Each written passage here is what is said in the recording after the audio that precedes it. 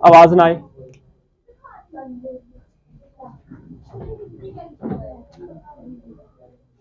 Quadrilateral का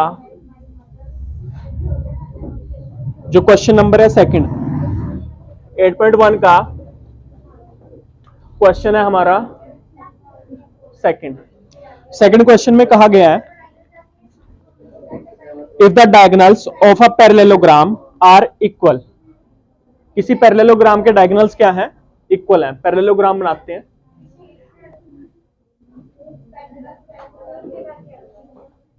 ठीक है। ये एक पैरेललोग्राम है, इसका नाम है ए बी सी डी। यानी इसमें पहले कंडीशन है कि जो ए बी है वो पैरेलल है डीसी के, एंड ए बी बराबर भी होगा ऑब्वियसली किसके? डीसी के बराबर होगा, पता है ये बात। इसी तरह जो एडी होगा वो किसके पैरेलल होगा? बीसी के पैरेलल होगा, ठीक है, और बराबर भी होगा। एंड एडी जो होगा वो इक्वल भी होगा किसके? बीसी के, because it is a parallelogram. ये तो हम लिखेंगे गिवन में। हमें प्रूव क्या करना है? हमें प्रूव करना है then show that it is a rectangle, कि ये एक रेक्टेंगल है। अब दिया गया कि इसके जो डायगोनल्स हैं ये दोनों AC जो है वो किसके बराबर है? DB के बराबर है। ये भी क्या है? गिवन में है। क्लियर होगी बात? टू प्रूव क्या है हमारे पास? प्रूव करने के लिए टू प्रूव करने के लिए क्या है कि ये क्या है? ABCD is a rectangle. क्या है ये? अच्छा, रेक्टेंगल की प्रॉपर्टी क्या होती है? वो पैरेललोग्राम तो होता ही है, पैरेलल तो होता ही है, बट उसमें जो है एंगल्स क्या होते हैं? हाँ, यानी all the angles are 90 degrees. ये चीज हमें प्रूव करनी है। क्लियर है? अच्छा चलो, तो इसका प्रूफ करते हैं हम। इसका प्रूफ इस रेक्टेंगल में ना, सॉरी, इस पैरेललोग्राम में, रेक्टेंगल तो है नहीं अभी, प्रूव करना है। मैं दो ट्रायंगल्स लेता हूं। एक ट्रायंगल हो गई ये वाली,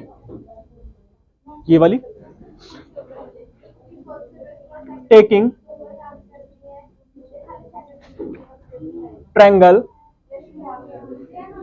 ABD। कौन सी? ABD। एंड नेक्स्ट जो ट्रायंगल रहेगी वो रहेगी CAB या CBA। CAB या CBA,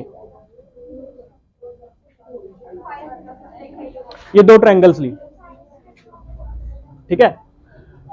चलो, अब इसमें क्या कंडीशन है? मैं कहता हूं दोनों को कॉन्ग्रुएंट प्रूव करेंगे, दोनों ट्रायंगल्स को। तो वो करने के लिए मैं कहता हूं AD बराबर है BC। ये क्यों है? क्योंकि ऑपोजिट साइड्स ऑफ पैरेललोग्राम। इतनी बात तो पता है कि ये पैरेललोग्राम है। नेक्स्ट देखो, जो AB है is equal to BA।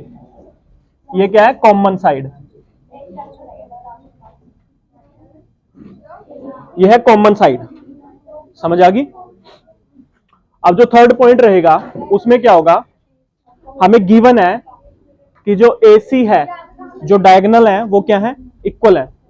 AC किसके बराबर है? BD के। ये क्या है?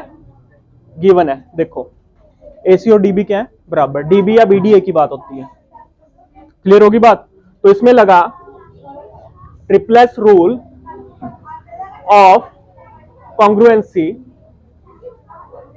इससे क्या हो गया, ट्रायंगल जो ए बी डी है वो कॉन्ग्रुएंट हो गई किसके, ट्रायंगल सी बी ए के।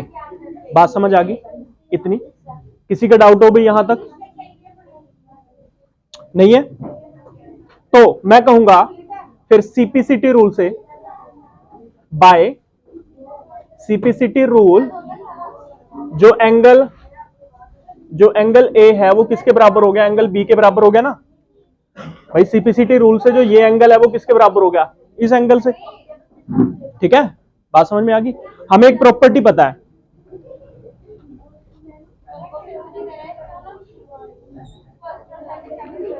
Angle A plus angle B किसके बराबर होगा, 180 के। ऐसा क्यों है?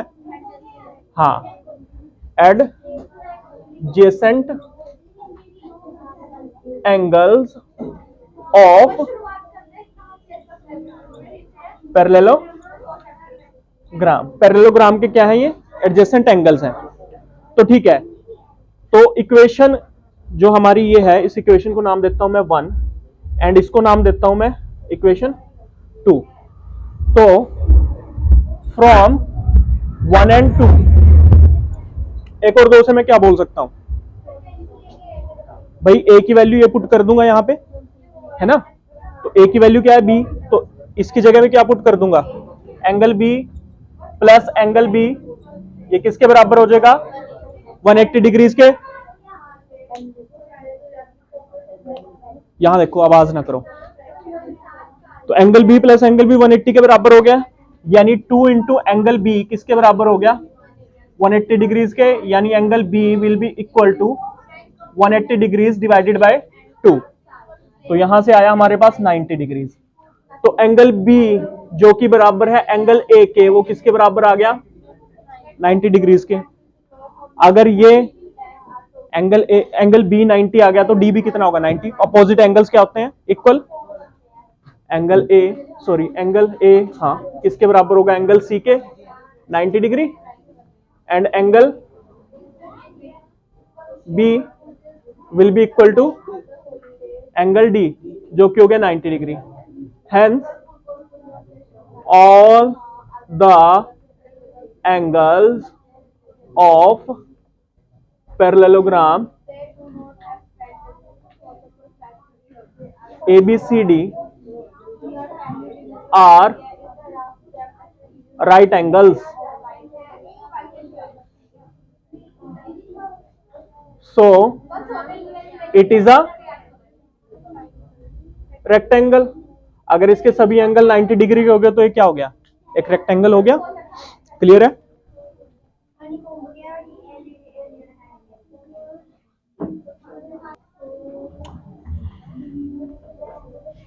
फोर्थ क्वेश्चन देखो, गिवन है show that the diagonals of square are equal and bisect each other at right angle. ठीक है, हमें प्रूव करना है कि एक स्क्वायर है, स्क्वायर की क्या प्रॉपर्टी होती है,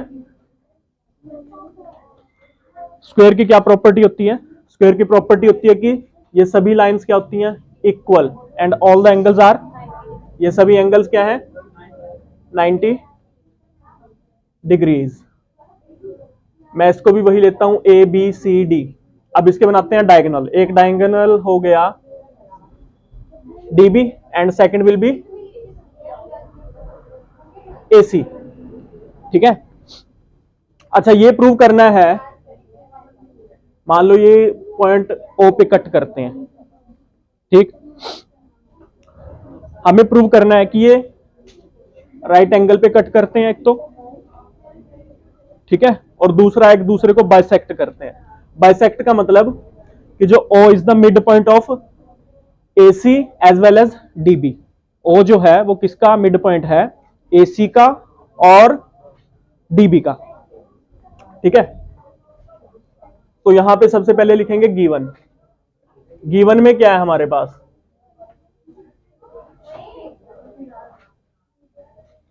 ABCD is a square. ABCD क्या है, स्क्वायर है। इसकी प्रॉपर्टीज तो हमें पता ही है, चारों साइड्स बराबर और सभी एंगल 90 डिग्री। उसके बाद आते हैं टू प्रूव में। टू प्रूव, प्रूव क्या करना है?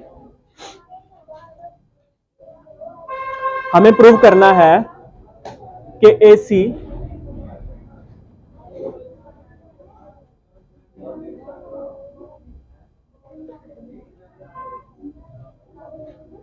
O is the mid point of diagonal AC and DC. Yes, sorry, DB. AC और DB का मिड पॉइंट है, ठीक है।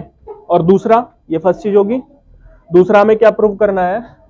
बाइसेक्ट तो करता है, but both diagonals bisect at 90 degrees, यानी परपेंडिकुलर है एक दूसरे के। यह चीज प्रूव करनी है कि एक दूसरे को 90 डिग्री पे कट करते हैं, ठीक है। यानी अल्टीमेटली प्रूव क्या करेंगे हम? कोई भी एक angle, let angle AOB is equal to 90 degree. अगर हमने ये प्रूव कर दिया तो ये क्या हो जाएंगे? सभी एंगल 90 डिग्री के हो जाएंगे, ठीक है। तो प्रूफ क्या है इसका? प्रूफ में देखो, मैं दो ट्रायंगल ले रहा हूं पहले, एक ये ट्रायंगल और एक ये ट्रायंगल, यानी in triangle OAD and OBC,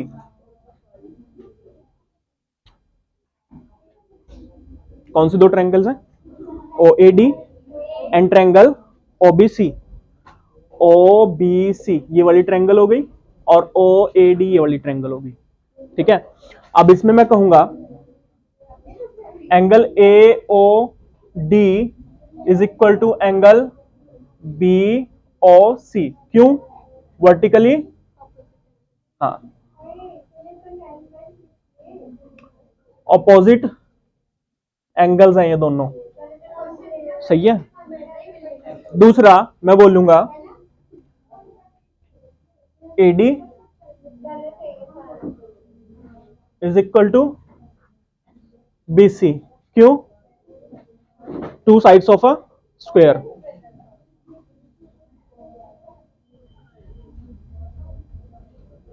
of a square, square की चारों साइड क्या होती हैं? बराबर होती हैं। दो साइड क्या होगी उनमें से? AD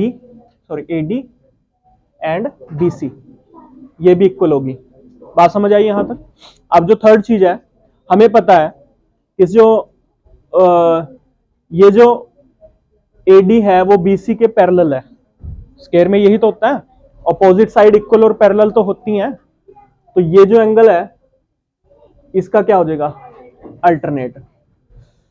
तो मैं कहूंगा angle ADO is equal to angle CBO। क्यों? अल्टरनेट एंगल्स, ये अल्टरनेट एंगल्स हैं। तो by ASA rule of congruency क्या हो गया? Triangle OAD is congruent to triangle OBC। ये दोनों ट्रायंगल क्या हो गई? कॉन्ग्रुएंट हो गई। अगर ये दोनों ट्रायंगल कॉन्ग्रुएंट हो गई तो इसका मतलब क्या है? DO is equal to OB and O is the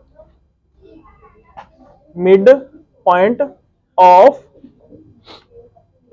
किसका मिड पॉइंट हो गया? DB का। भाई DB का मिड पॉइंट हो गया ना, अगर OD और OB बराबर हो गए तो O क्या हो गया, मिड पॉइंट हो गया DB का। इसी तरह ये जो OC है ये किसके बराबर हो गया, CPCT rule. So by CPCT rule, CPCT rule ये चीज लिखेंगे हम। तो DO किसके बराबर, OB के बराबर, O मिड पॉइंट हो गया DB का। एंड देन AO किसके बराबर हो गया, OC के, and O also mid point of AC। तो यहां से हम क्या कह सकते हैं, both, hence both diagonals bisect each other. But अभी ये प्रूव नहीं हुआ कि 90 डिग्री पे कट करते हैं, ठीक है। उसको प्रूव करने के लिए नाउ अब हम क्या लेते हैं, in triangle AOD and triangle AOB, AOD और AOB ये ट्रायंगल लेते हैं दो, ठीक है। अब इनमें AD किसके बराबर है, AB के, टू साइड्स ऑफ, ये भी दोनों क्या है, to sides of square, square की दो साइड है। फर्स्ट पॉइंट हो गया। नेक्स्ट पॉइंट क्या है, AO बराबर है AO, कॉमन साइड। और अभी प्रूव करके हटे हैं क्या, जो OD है वो किसके बराबर है, OB के, क्योंकि O is the mid point of BD का मिड पॉइंट है। तो ट्रायंगल जो हो गई,